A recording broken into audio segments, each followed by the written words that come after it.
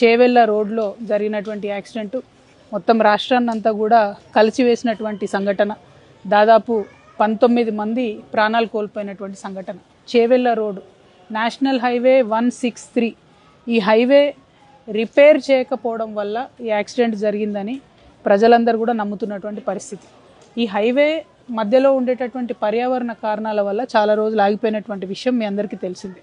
ఆ highway expand చేసే లోపట ఈ ప్రభుత్వం వచ్చిన తర్వాత నేవల్ రాడార్ స్టేషన్ మంజూరు చేయడం జరిగింది.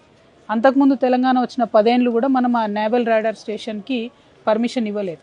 ఈ రాడార్ స్టేషన్కి పర్మిషన్ ఇచ్చిన ఒక పక్క, ఇంకొక పక్క వికారాబాద్ జిల్లా కేంద్రమైంది.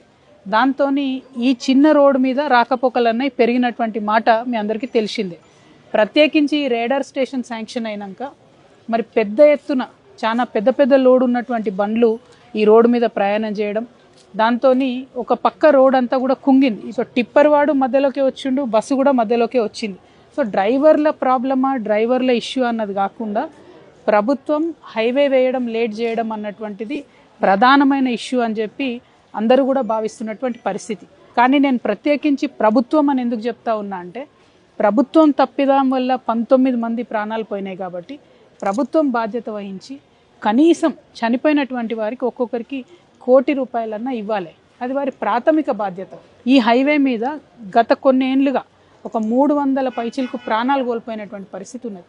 ప్రతిసారి ప్రాణాలు కోల్పోతుంది, ప్రతిసారి మనం అక్కడ పోయి ధర్నా చేస్తాము. తర్వాత ఏ గవర్నమెంట్ అన్నది కాదు, బీఆర్ఎస్లో అదే జరిగింది, కాంగ్రెస్లో అదే జరుగుతున్నది. నిన్న యాక్సిడెంట్ అయినాక ధర్నా చేసిరు చాలామంది. పోతే ఎంత ఘోరం అంటే 19 మంది ప్రాణాలు పోయిన విషయం ప్రభుత్వం పక్కన పెట్టి ధర్నా చేసిన 30 మంది మీద కేసులు పెట్టింది. నేనేమంటున్నా అంటే ప్రభుత్వం ఫస్ట్ ఆ కేసులు వెనక్కి తీసుకోవాలి. మీరు రోడ్డు వేయండి, రోడ్డు వేయకపోవడం అన్నది ప్రభుత్వం తప్పు. కాబట్టి ప్రజలకు కాంపన్సేషన్ పెంచండి. 7 లక్షల రూపాయలు సరిపోవు, ఖచ్చితంగా కుటుంబానికి ₹1 కోటి ఇవ్వండి. ఇప్పుడు చాలామంది గాయపడ్డ వాళ్ళని మేము చూసి వచ్చినాం. ఎవరితో మాట్లాడినా ఆ రోజు ఆ బస్సులో ప్రయాణం చేసిన వాళ్ళందరిలో కూడా మెజారిటీ కూలీ నాలి చేసుకునే వాళ్ళు ఉన్నారు.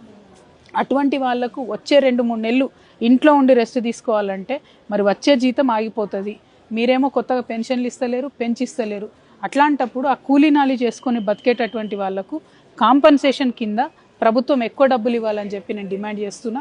మీరు ఇచ్చే 2 లక్షల మందులకు కూడా సరిపోవు, కాబట్టి వాటిని పెంచండి. కాంపన్సేషన్ కనీసం ఒక్కొక్కరికి 10 లక్షలన్నా దయచేసి కాంపన్సేషన్ కింద ఇవ్వండి.